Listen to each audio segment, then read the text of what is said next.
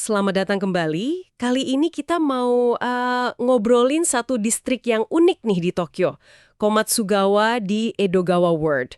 Mungkin Anda juga pernah lewat terus mikir kok kayak pulau kecil ya? Kejepit gitu di antara Sungai Arakawa sama Kyunakagawa. Posisinya emang unik banget. Dan itu ya hasil langsung dari sejarah panjang interaksi manusia sama alam. Terutama sungai di sekitarnya. Cerita adaptasi dan rekayasa sih. Sumber kita kali ini lumayan beragam ya. Ada dokumen perencanaan kota, terus artikel wisata soal taman dan jalur sepeda, catatan sejarah lokalnya juga ada, sampai laporan gimana area ini bangkit lagi pasca perang. Jadi misi kita kali ini bongkar lapis-lapis cerita Komatsugawa ya.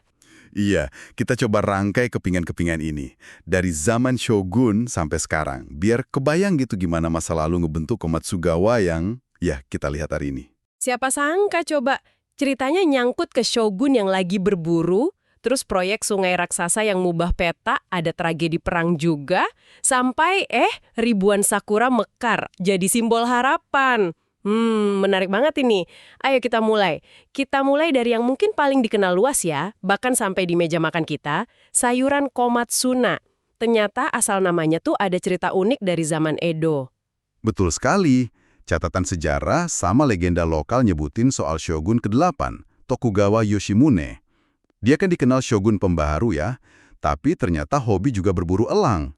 Nah, suatu hari, pas lagi berburu di area sini, dulu ini bagian dari wilayah Kasai yang lebih luas, emang sering jadi tempat berburu keluarga Tokugawa. Oke, jadi Shogun lagi asyik berburu nih. Terus gimana ceritanya sampai sayuran bisa dapat nama dari beliau? Nah, pas lagi istirahat, Yoshimune mampir di kuil Katori. Tapi, penting dicatat nih, kuil yang dimaksud di cerita ini tuh bekas kuil desa Nishikomatsugawa. Lokasinya sekarang malah di Chuo Ward, bukan di Komatsugawa modern ya. Di sana, pendeta kuil nyajiin hidangan sederhana, sup anget gitu, isinya sayuran hijau lokal. Sayuran ini waktu itu belum punya nama spesifik, biasanya cuma disebut kasaina, ya sayuran dari Kasai gitu aja. Oh gitu, terus kayaknya Shogun suka nih. Suka banget. Yoshimune terkesan sama rasanya yang seger, ada manis-manisnya dikit gitu. Pas nanya namanya apa, dijawab belum ada nama resmi. Ya udah, sebagai bentuk apresiasi, mungkin juga kenang-kenangan kali ya, Yoshimune namain aja Komatsuna. Diambil dari nama daerah tempat nemuinnya, Komatsugawa. Wah, luar biasa ya. Jadi cuma gara-gara kunjungan Shogun, sayuran lokal ini jadi ngetop se-Jepang. Ini nunjukin juga ya betapa suburnya area ini dulu sampai bisa hasilin sayuran yang disukain pemimpin tertinggi. Nah, itu dia poin pentingnya. Bukan cuma soal nama sayuran, tapi cerminan sejarah agraris kawasan ini, terus koneksinya juga sama pusat kekuasaan di Edo waktu itu. Dari urusan perut Shogun, kita geser ke elemen yang ya secara harfiah ngebentuk dan ngebatesin Komatsugawa air. Area ini kan nggak bisa lepas dari sungai. Kayak dataran rendah Tokyo lainnya, Komatsugawa punya sejarah panjang berurusan sama banjir, terutama dari Sungai Arakawa. Tapi, kayaknya ada sedikit kerumitan soal nama sungai ini ya. Betul. Sungai yang sekarang kita kenal sebagai Sungai Sumida, nah dulu bagian hilirnya itu sering disebut Arakawa. Sungai inilah yang sering meluap, bikin bencana di timur Tokyo. Puncaknya itu tahun 1910 atau tahun Meiji ke-43. Banjirnya dahsyat banget, ngelumpuhin sebagian besar Tokyo Timur, termasuk wilayah yang sekarang jadi Edogawa Ward. Wah, kerusakannya parah waktu itu. Bencana segede itu pasti butuh solusi yang radikal juga ya, nggak bisa cuma nambal tanggul doang kan? Persis, bencana Meiji 43 itulah yang jadi pemicu utama lahirnya salah satu proyek rekayasa sipil terbesar dalam sejarah modern Jepang, pembangunan Kanal Banjir Arakawa atau Arakawa Fosuiro. Proyek raksasa ini dimulai tahun 1911, makan waktu hampir 2 dekade baru kelar 1930. Kanal buatan sepanjang 22 km ini fungsinya buat ngebuang sebagian besar aliran Arakawa langsung ke Teluk Tokyo, jadi ngelindungin area hilir. Jadi, Sungai Arakawa yang lebar lurus ngebatasin Komatsugawa sekarang ini, itu sebetulnya sungai buatan ya? Bener banget, itu mahakarya rekayasa hidrolik. Tapi, ya pembangunannya bawa konsekuensi besar buat komunitas yang udah ada. Kanal ini secara harfiah ngebelah desa-desa yang udah ada, termasuk desa Komatsugawa. Nah, karena kepisah fisik gini, tahun 1914, Taisho 3, itu wilayah Komatsugawa di sisi barat kanal yang baru digali, terpaksa digabung sama sebagian wilayah desa tetangga, kayak Hirai sama Funabori. Jadilah unit administrasi baru, Kota Komatsugawa atau Komatsugawa Machi. Jadi inti dari proyek gede ini, sungai buatan yang Anda lihat ngebatasin Komatsugawa sekarang, itu bukan alami. Itu hasil rekayasa manusia yang secara fundamental ya menciptakan identitas geografis dan administratif Komatsugawa modern. Aha, jadi ini jawabannya kenapa Komatsugawa sama Hirai masuk Edogawa Ward pas sistem ward modern dibentuk tahun 1932. Meskipun kepisah Arakawa dari bagian utama Edogawa Ward lainnya, ironis juga ya sungai pemisah ini malah yang nyatuin mereka dalam satu wilayah administrasi. Ada sisa-sisa fisik dari proyek kolosal ini yang masih bisa kita lihat nggak? Ada. Saksi bisu yang paling kelihatan itu pintu air Komatsugawa lama, Q Komatsugawa Common. Q itu artinya lama. Struktur ini dulu penting banget buat ngatur aliran air sama lalu lintas perahu antara Arakawa dan sungai Q Nakagawa. Nakagawa lama itu. Walaupun udah nggak fungsi, pintu air ini dilestariin dengan baik banget. Sekarang berdiri kokoh di dalam Taman Ojima Komatsugawa. Monumen nyata perjuangan lawan air dan perubahan lanskap yang drastis banget. Selain bencana alam kayak banjir, Komatsugawa juga nyimpen luka sejarah akibat manusia ya, Perang Dunia Kedua. Sumber-sumber Anda nyatat dampaknya lumayan parah di sini. Iya, sayang banget, memang begitu. Serangan udara besar-besaran malam 10 Maret 1945, yang dikenal sebagai Tokyo Daikusho itu, bawa kehancuran luar biasa buat Komatsugawa dan tetangganya, Hirai. Di seluruh Edogawa Ward aja, lebih dari 11.000 bangunan hangus kebakar. Termasuk kantor distrik sama pabrik penting kayak Yoshida Kogyo yang sekarang kita kenal YKK itu loh, produsen Ritz Lighting. Gimana catatan spesifik buat area Komatsugawa sendiri? Parah juga. Dampaknya sangat terkonsentrasi di sini. Sampai akhir perang, data nunjukin khusus di area Komatsugawa aja nih, 878 jiwa meninggal, hampir 6.000 orang luka-luka, dan lebih dari 11.000 bangunan hancur atau rusak berat. Skala kehancurannya gede banget, ngubah wajah Komatsugawa jadi lautan puing sama abu. Aduh, susah ngebayangin gimana komunitas bisa bangkit dari kehancuran kayak gitu ya. Gimana proses pemulihannya? Prosesnya panjang, bertahap juga. Dimulai pasca perang. Salah satu tonggak penting itu proyek pembangunan kembali perkotaan Kameido, Ojima, Komatsugawa, mulai sekitar tahun 1969. Nah, komponen krusial dari proyek rekonstruksi ini adalah pembangunan tanggul super kuat, dikenalnya Super Levee atau Koki Kakuku Teibo, di sepanjang tepi sungai Arakawa.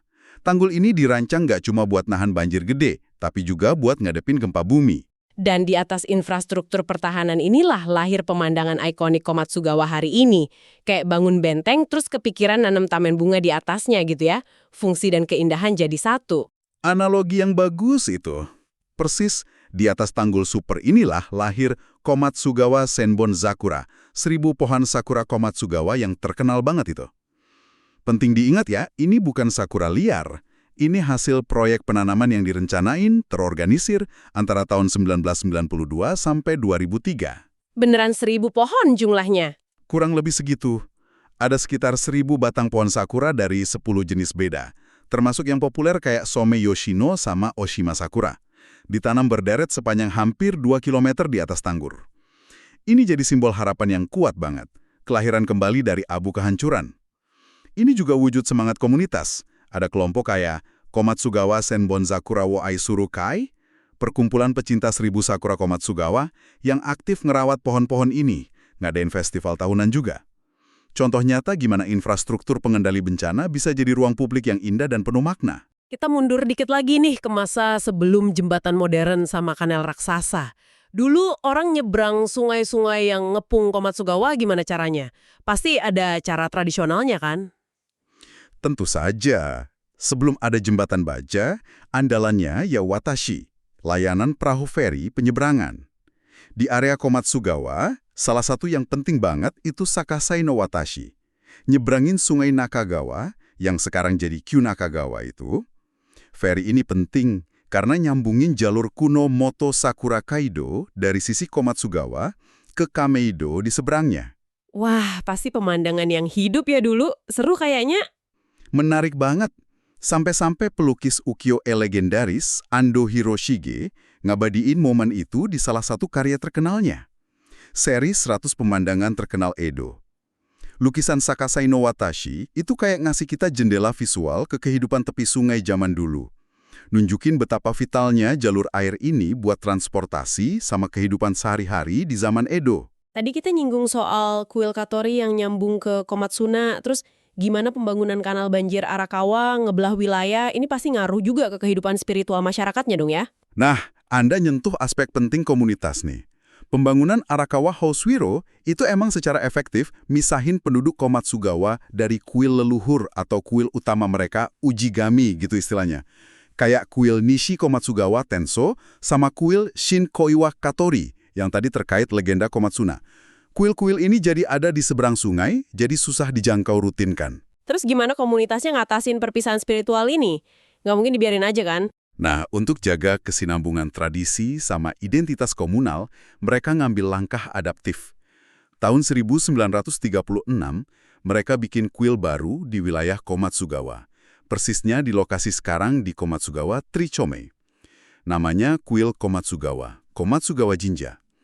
Pendiriannya itu dilakuin dengan mindahin sebagian roh suci atau bunrei dari kedua kuil asal, Tensei Jinja sama Katori Jinja, ke lokasi baru ini.